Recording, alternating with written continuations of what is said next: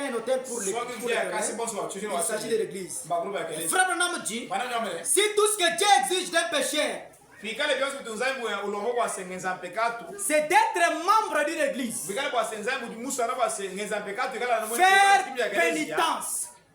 faire pénitence,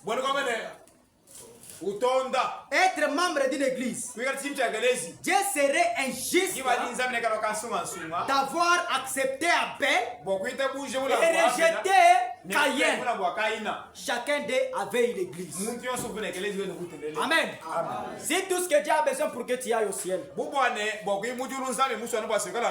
tu viennes à l'église, que tu sois membre dans l'église, si c'est tout ce que Dieu exige, il serait injuste d'avoir rejeté l'offrande de Caïn et d'avoir agréé l'offrande d'Abel.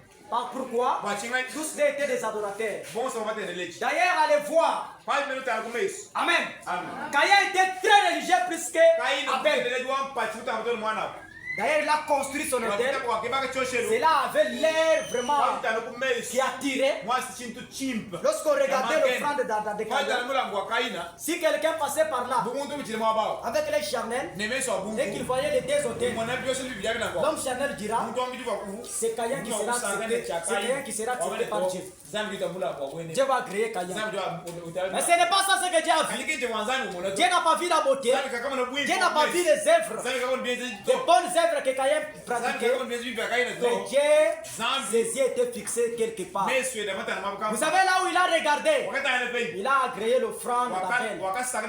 Ce n'est pas parce que Abel était beau gosse, mais parce que Abel avait appliqué les signes. Vous savez ce qu'était l'offrande d'Abel? Alors que son frère Caïn, en construisant, il a cherché de meilleurs fruits.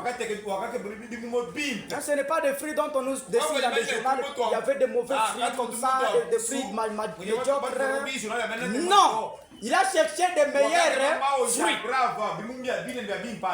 Des tomates, ce sont des meilleures tomates.